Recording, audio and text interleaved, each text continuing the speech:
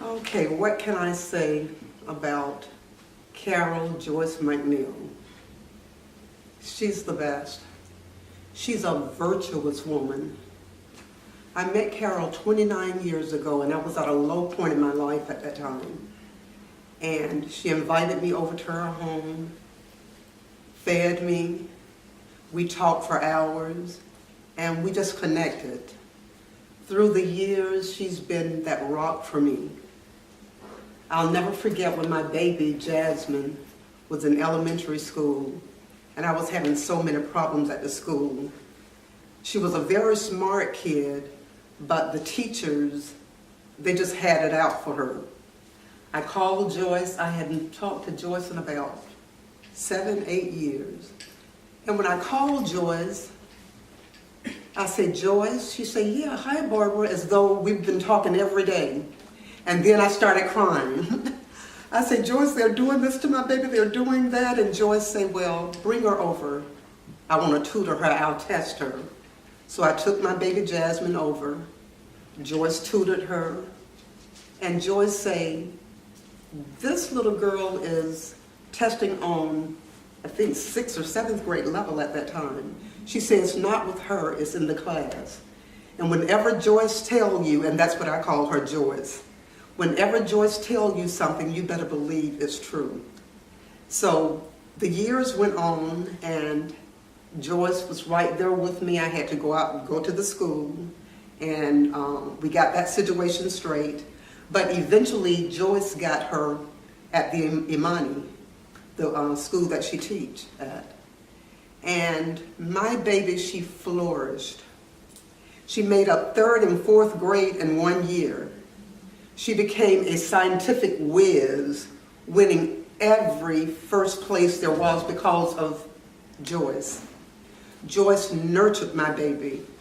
She made her feel that she was important, that she was somebody. And when I look at Joyce and when I think about a friend, a true friend, this woman is a true friend. And when I say virtuous woman, she's a God-loving woman. She will do for everyone. She have taken the sick in, taken care of them until they left this earth. That's the type of woman she is. When I couldn't do anything else, when I couldn't pray, Joyce, she prayed for me. When I just couldn't go any further, Joyce literally carried me further. And for this, I will never forget her. I love her. She's better to me than my family. I will never forget her. I will always cherish her. And whenever I need a prayer partner, I know that Joyce McNeal is there for me. I love you, sweetie. I am Carol Joyce McNeal, and I am every woman. I was born and reared in Louisiana, grew up on a farm.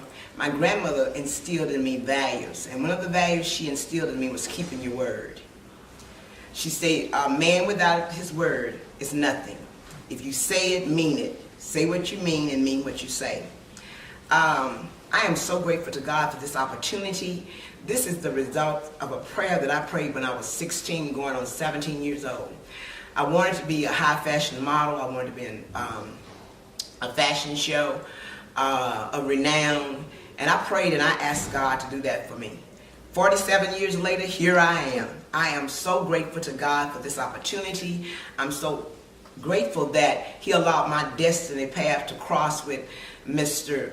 Jackson and Miss Coleman. I'm just appreciative. I'm surrounded by my family and friends, and I've always tried to live what my grandmother said. Family is who you make family. And I've made a lot of people my family, and I'm so grateful and thankful to God because my son now has an extended family. He's an only child. He grew up as an only child. But he has so many other sisters and brothers and friends and aunts and uncles and things, and I'm just grateful to God for that. Once again, I'm grateful for this opportunity. I've always been creative. I'm going to tell you a story, and my grandmother's in her grave, and she never heard the truth about what happened to her gray skirt. Well, when I was about 7 or 8 years old, I had a doll, and I wanted my doll to have a coat for the winter. And my grandmother had a beautiful circle skirt, and it was in the closet, and I went and got the scissors, and I cut a piece out of the skirt, just big enough to make my doll a coat. But then I went back and I chipped it up as if a mouse had eaten it. And so my grandmother went to her grave thinking that a mouse had put that big hole in her skirt when it was me. And of course I made the coat and I had to keep it hidden because I did not want my grandmother to whip me, because that's what you got back in the day. It wasn't time out. You got a whipping with a peachtree switch, and I did not want that to happen. My love of fashion began when I was 4 years old. That's when I began to sew. My mother, I was reared by my grandparents. My mother sent me my first sewing machine when I was about 5. But before then, I was using a little needle because I watched my grandmother, who was also a seamstress, and my mother, who was a seamstress and was a seamstress and a tailor. So I began to make little things for my friends' dolls and my doll. And I just loved fashion. I've always loved fashion.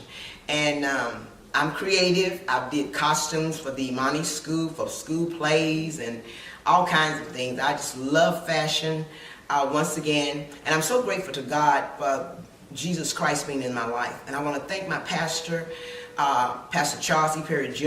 and his beautiful wife, Lady Charlotte Perry, because they're my inspiration. They're open and they're transparent. They teach us the Word of God. And like my son said, I'm consistent, they're consistent, and I thank God for that. I would be remiss without mentioning them because they're a significant part of my life. And I could go on and on and on. I got into education because I was in banking and I was going up that corporate ladder, and God spoke to me and told me He wanted me to teach. And I said, God, obviously you don't love me. I mean, you want me to be a teacher? I never wanted to be a teacher. Remember when I was in high school and I did that kindergarten class and I said, I will never teach children? Obviously, you didn't hear me when I said that. But anyway, to make a very long story short, teaching was the most rewarding job I ever had in my life. I sewed into the lives of children. They come back and they tell you how grateful and thankful they are to me. They would tell me how grateful and thankful they were to me for teaching them. And I just thank God for that, because who knows, only in eternity will we know as an educator or as anyone the results of what we've done, because it's just so far reaching. We never know that kind word that you said to a child, or a child that I might have hemmed a skirt for, or put on a button, or anything could have made a great difference in the person's life. So I'm just glad to be here, and that's all I have to say.